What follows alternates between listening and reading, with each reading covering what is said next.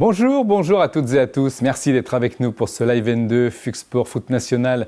Et ce week-end, on s'attend évidemment à de très très gros matchs. Il y aura le talent, il y aura notre invité Roland Vieira, l'entraîneur du Puy, qui peut peut-être, pourquoi pas, être déjà champion ou voir une montée en national acquise dès ce week-end. On va l'avoir en invité tout à l'heure, mais tout de suite le talent, je vous le disais. Nous avons choisi aujourd'hui Emmanuel Bourgault, le milieu offensif des Herbiers, 34 ans, formé au SCO d'Angers. Il a parcouru un petit peu de clubs, même beaucoup. Amiens, Créteil, Colmar, le Red Star. Il a été professionnel, notamment avec Amiens où il a été l'un des artisans de la montée.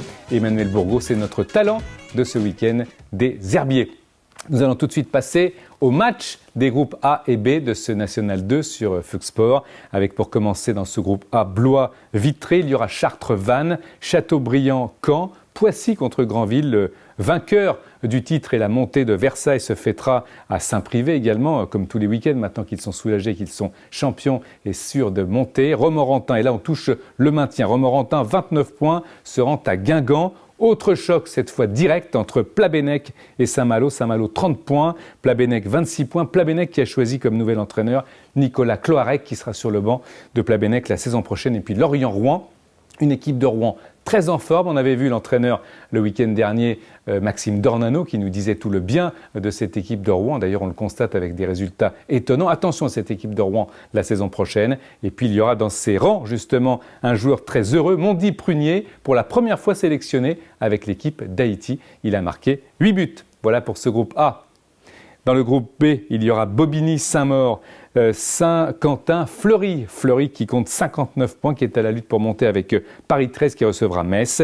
Également Lens-Beauvais, Reims-Épinal, Sainte-Geneviève-Belfort, Auxerre-Antonsano-Saint-Gratien qui sont déjà condamnés. Et puis ce match Haguenau-Schiltigheim. Schiltigheim 28 points, Haguenau 31 points. Vous l'avez compris, l'urgence pour Schiltigheim de gagner cette rencontre. Le premier invité de ce FUX Sport Foot National Live N2, c'est Roland Vieira. Je vous le disais, Roland, l'entraîneur du Puy. Roland, bonjour. Bonjour. Oui, Roland Vieira, ça serait dommage de tout gâcher la veille de ce derby contre Andrézieux. Oui, forcément, maintenant qu'on est là, que ce soit pour nous, pour Bergerac, celui qui sera derrière, ça sera gâché. Mais voilà, on sait que la gestion des émotions est complètement différente quand on prend la tête de la course et que c'est encore un passage à passer, une étape importante. Donc voilà, à nous de bien gérer cette position qui est pas facile, mais voilà, qui est peut-être prise au bon moment. On le verra par la suite. Est-ce que pour vous ce suspense, parce que Bergerac a fait la course en tête, Bergerac 54 points, le Puy 55, Bergerac a fait longtemps la course en tête, un petit peu peut-être mangé, grignoté par ses exploits en Coupe de France. En tous les cas, est-ce que pour vous le suspense est un peu inattendu ? Pour nous, c'est pas inattendu. On n'est jamais sorti de notre objectif. Alors, par contre, on sait les étapes qu'on a eu à passer. On a perdu notre gardien au mois d'octobre. On a perdu notre attaquant à la trêve. Et voilà, on savait qu'on allait avoir des périodes difficiles, le temps de reconstruire sur ces deux étapes-là. Mais on savait qu'on avait un noyau très fort et que voilà, le temps que ça allait prendre, si on était capable de rester à portée de fusil, on pouvait faire quelque chose. Et notre objectif, c'était revenir dans la course dans les 5 dernières journées. Donc voilà, pour nous, c'était un objectif. Après, c'est sûr qu'on a profité de défaillance un petit peu de Bergerac sur la deuxième partie de saison, mais on sait qu'en N2, c'est difficile de faire 6 mois identiques et de caracoler en tête tout le long de la saison. Psychologiquement, malgré tout, vous pensez que Bergerac peut être marqué par le fait d'avoir perdu un petit peu la tête et puis d'être maintenant derrière ? Oui, enfin, je vais vous dire, la vérité de la saison, on s'écrira un peu vraiment quand la saison sera finie. Nous, on l'a vécu aussi quand on est monté, on était premier à la trêve et tout le monde me disait que le premier à la trêve montait jamais. On a perdu notre place, je crois, à 3 ou 4 journées de la fin. On a réussi à la récupérer. Donc, voilà. Si ça se passe comme ça pour Bergerac, on écrira l'histoire d'une autre manière. Et si c'est nous, on écrira justement que la position de chasseur est plus intéressante. Il y a pas de vérité et je pense que c'est à la fin qu'on pourra savoir un peu comment le scénario s'est passé.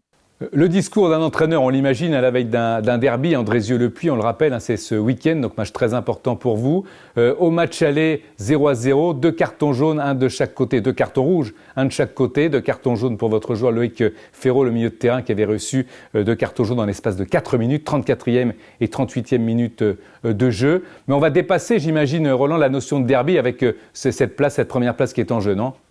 Oui, c'est vrai, on se concentre et c'est vrai qu'il y a eu des périodes où le derby était un peu plus chaud et qu'Andrézieux. Là, il y a des relations qui sont très très bonne avec Andrézieux. Il y a eu un match aller qui s'est très bien passé. Voilà, malgré 2 rouges, c'était un beau match de football avec des principes de jeu bien ancrés des deux côtés. Donc voilà, on va vivre un beau match de foot avec de l'enjeu et avec du public, j'espère. Donc voilà, on va apprécier ce moment-là et on va essayer nous de montrer notre meilleur visage. On peut dire, Roland Vira, que vous avez avec vos collègues de Bergerac un calendrier similaire. Andrézieux-Le-Puy, donc ce week-end, Le Puy-Colomiers, et puis Trélissac-Bergerac, Bergerac-Montpellier pour les joueurs de Bergerac. Oui, exactement. Ouais, je vous rejoins sur l'analyse. Je pense qu'on joue tous les deux un derby difficile à manœuvrer avec une équipe de Trélissac qui est sur une très très bonne période avec l'arrivée d'Hervé Louba. Donc on a tous les deux ce match un peu identique et après on joue tous les deux deux équipes qui peuvent être concernées par le maintien à domicile. Donc on a un calendrier qui se ressemble. Merci Roland Vierin d'avoir été avec nous. On va rappeler votre parcours depuis la défaite endurée à Angoulême 1-0 le 12 février dernier. 2 nuls, 8 victoires, un parcours évidemment détonnant. On va rappeler également les autres matchs de ce groupe parce qu'il y en a évidemment d'autres. On va rappeler aussi que Bergerac compte 1 point de retard sur vous, 55 points. On vous souhaite évidemment le meilleur. Bonne continuation, Roland. Les autres matchs de ce groupe D, Andrézieux donc Le Puy, vous l'avez évidemment noté, Trélissac-Bergerac, ce sont les 2 matchs vedettes, les 2 qui sont au coude à coude, Bergerac et Le Puy, Angoulême contre Moulins, Colomiers, attention à cette équipe de Colomiers qui va se battre contre Bourges pour ne pas descendre, Nantes, Stade Montois, le Stade Montois déjà condamné depuis plusieurs semaines, Canet-Roussillon, Béziers, Chamalières, Angers et Montpellier, les Herbiers. Deuxième invité de ce Live N2, nous avons le plaisir de recevoir Grégory Poirier, l'entraîneur de Martigues. Bonjour Greg. Bonjour Denis, bonjour à tous. Merci d'être avec nous Greg. Alors j'imagine que la fréquence cardiaque doit augmenter avec le suspense. 3 points d'avance quand même sur Gaulle. Ça doit être tendu. Ouais, la fréquence augmente, on essaye de maîtriser les émotions. Ça fait partie des ingrédients à avoir pour gagner ce sprint final. On peut penser malgré tout, Greg, que c'est plutôt bien parti pour votre équipe. On a fait un pas en avant, on va pas faire la fine bouche sur le week-end dernier. Mais on sait que dans le foot, on peut lever les bras que quand c'est définitif. On l'a vu, les scénarios sont parfois imprévisibles. On l'a vu avec le nombre de points qu'on avait de retard sur le FC Gaulle. À nous de pas faire cette erreur et de crier victoire avant l'heure. Donc on reste concentré sur ce match et sur ces 2 derniers matchs pour pouvoir valider, et ça serait un exploit. Mais pour l'instant, il faut pas penser aux conséquences, il faut penser au match à venir pour essayer de le gagner.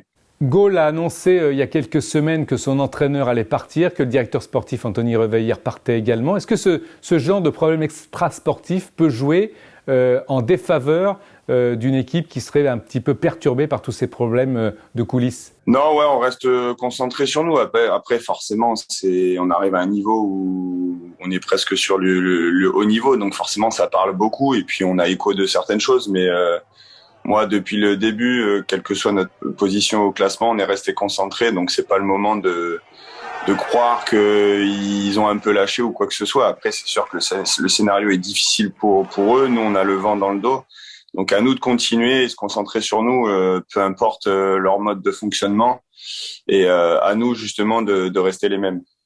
Alors, le calendrier est compliqué, hein, comme tous les calendriers sur les fins de match, mais est-ce que c'est pas plus compliqué, presque, Grégory, d'aller à Marseille, qui est lanterne rouge depuis longtemps, qui est presque déjà condamné, mais est-ce qu'il n'y a pas une démobilisation à venir des joueurs?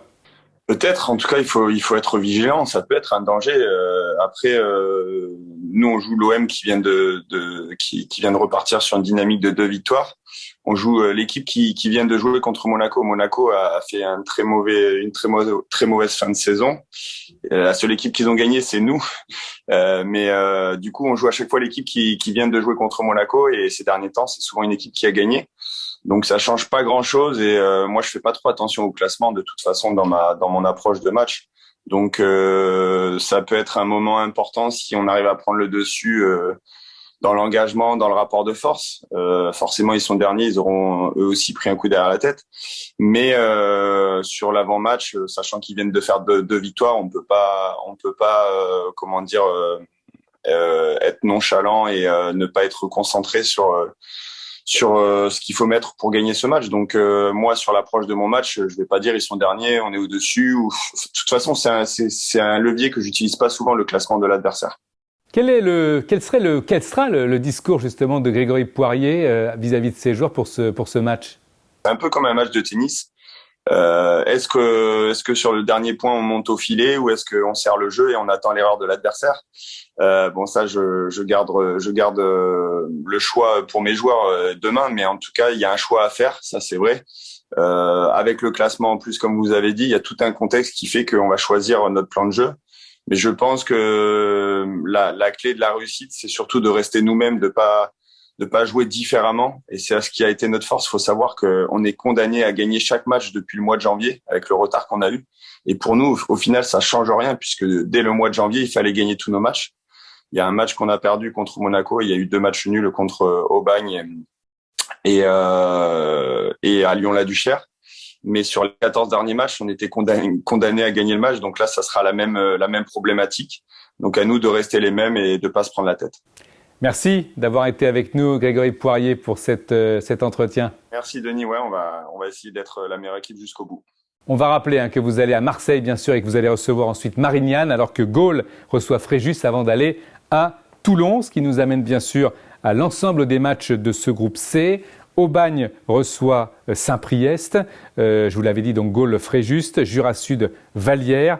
Il y aura également Louan-Cuiseaux, Toulon, Marignane, Monaco, Grasse, Hyères, Lyon, Lyon-la-Duchère et Marseille, Martigues. Martigues, aucune défaite depuis le 12 mars dernier. Et cet enchaînement, cette série dont l'entraîneur Grégory Poirier nous parlait il y a quelques instants.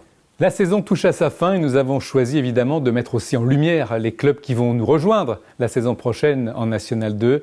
Exemple, cette équipe de Colmar. Nous avons donc joint l'un des présidents, puisqu'il y a 2 présidents à la tête de ce club, Colmar, Marc Nagor. Racontez-nous un petit peu, Marc, le parcours de cette équipe. C'est un parcours exceptionnel. Tout d'abord, c'est un travail en collectif. On a eu plusieurs étapes pour arriver à ce résultat. La première des choses, c'était la reprise du club par Guy Meyer, qui s'excuse parce qu'il est en congé là cette semaine. On est 2 présidents donc au Stadium Racing de Colmar, Guy Meyer et moi. Et donc Guy a repris le club en 2016 suite à la liquidation donc judiciaire. Avec un staff et un comité réduit. Et puis donc, le chemin a commencé à partir de là. Le parcours a commencé à cet instant-là. Et ensuite, donc voilà, donc on a renforcé avec la venue de José Guerra, qui est donc une figure alsacienne au niveau sportif, qui a eu longtemps une épopée à Schiltigheim. Et donc, il nous a rejoint il y a de ça maintenant 3 ans. Et donc, on a construit donc l'équipe au fur et à mesure, en renforçant chaque année. Et là, on a un groupe aujourd'hui très solidaire, très avec nos valeurs qu'on souhaite véhiculer, c'est-à-dire travail, force et honneur. En alsacien, c'est Kraft, on respecte. Donc, on essaye de développer un peu cet état d'esprit. Et puis, bon, on a aujourd'hui toutes les composantes du club qui sont verts au niveau organisation, au niveau structure. On a fait aussi des embauches au niveau administratif, ce qui fait que tout ça mis bout à bout a fait que donc le résultat exceptionnel qu'on est en train de vivre. Est-ce que vous pouvez nous dire aussi, Marc, le partage de la présidence, c'est assez rare dans le football. Il y a l'exemple, malheureusement, entre guillemets, de Saint-Étienne en Ligue 1. Mais pour ce qui vous concerne, racontez-nous un petit peu comment se partagent vos tâches avec l'autre président. Donc moi, je m'occupe un peu plus du sportif et du sponsoring. On a créé un club à faire aussi parce que bon, le nerf de la guerre, vous savez, tout le reste c'est de la littérature, si je peux me permettre, c'est le budget. Surtout que nous, on sort d'une période, comme dit, avec un club qui avait fait une liquidation judiciaire, donc forcément, sans le soutien aussi de la mairie, le maire et l'ancien maire également, qui nous a permis d'avancer dans ce sens-là. Et Guy s'occupe de tout ce qui est au niveau comptabilité, budget prévisionnel, passage à la DNCG, les aides au niveau subvention, voilà. Donc on se complète à 2. À tous mes collègues, je conseille déjà d'être aussi 2 présidents parce que c'est bien, parce qu'on est bénévole. Et sans une bonne équipe autour de nous, compétente, c'est compliqué. J'imagine que vous allez vous renforcer sportivement parce que c'est vrai que de monter en National 2, c'est important pour vous, il faut se renforcer. On travaille donc avec José donc sur l'année prochaine. On a le meilleur recrutement, c'est ce qu'on dit toujours, c'est de stabiliser son groupe d'abord. Donc voilà, forcément, on monte d'un niveau, donc il faut qu'on travaille un peu sur différents scénarios. L'avantage aujourd'hui, c'est que la montée a été validée assez tôt, donc ça nous a permis de faire des entretiens avec la mairie, nos partenaires, hein, donc qui nous suivent majoritairement à hauteur de 30% en plus en termes de sponsoring. Donc, on a fait un gros travail de fond là-dessus. L'équipe au niveau staff sportif va également se renforcer, mais ça, je laisserai José Guerra et les entraîneurs adjoints vous en parler, enfin en parler plus librement. Mais comme dit, on sera de toute façon ambitieux, quoi qu'il arrive. C'est un championnat que on connaît parce que bon, certains, forcément des joueurs, le 3/4 a joué déjà à ce niveau-là. José aussi. Moi, j'ai connu un peu ce niveau-là à l'époque quand j'étais à Colmar, parce que j'étais à Colmar il y a une dizaine d'années avant de faire une petite parenthèse à Bissem. Donc, on connaît ce niveau-là. Voilà. On sait que c'est monté, c'est plus structuré, c'est plus professionnel entre guillemets. Mais après, on est confiant et puis on travaille aussi. Vous savez, on est partenaire avec le Racing Club de Strasbourg. Donc pour nous, qui est un exemple, hein, surtout au niveau de la gestion avec Marc Heller et son staff. Donc voilà, on a vraiment mis les bases pour faire quelque chose de sympa.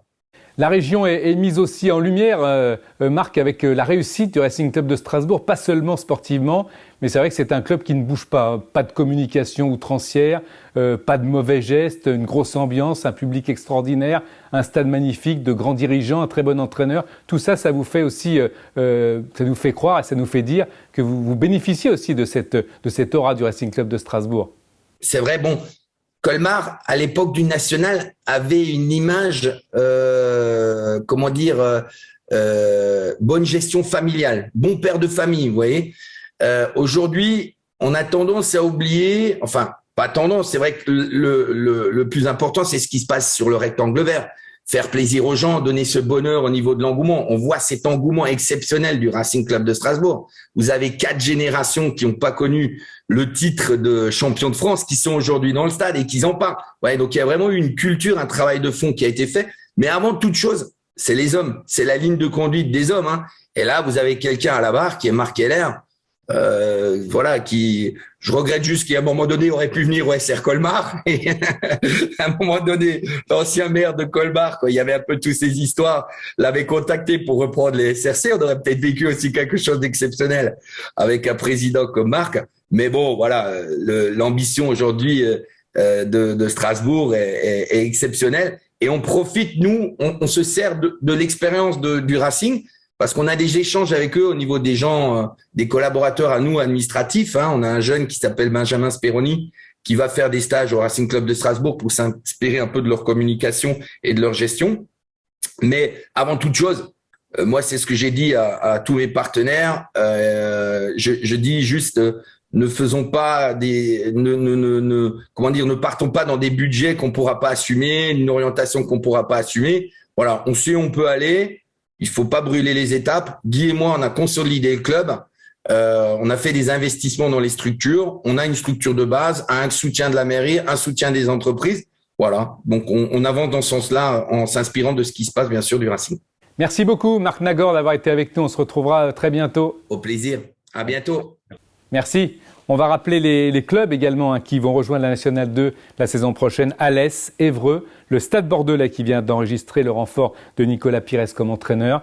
Et puis Vierzon et le Racing Club de France. Vous le savez, c'est le dessert de cette émission Live N2. C'est le but de la semaine, le but que vous avez choisi en tous les cas. C'est le but de Yanis Barca de Beauvais, victorieux à Belfort 1-0. C'est important de prendre les 3 points sur un but pareil. Contre de la poitrine, ballon vraiment très très bien enchaîné pour se mettre le pied gauche et le ballon au petit filet opposé. Le contrôle, tout est dans le contrôle. Le dosage de ce ballon pour se remettre le ballon sur ce pied gauche, comme je le disais, avec cette frappe enchaînée. Puissance, précision. Bravo à Yanis Barca de Beauvais. Merci d'avoir été avec nous. Je vous rappelle votre rendez-vous bien sûr tous les mardis. Florian Sermez pour Replay N2.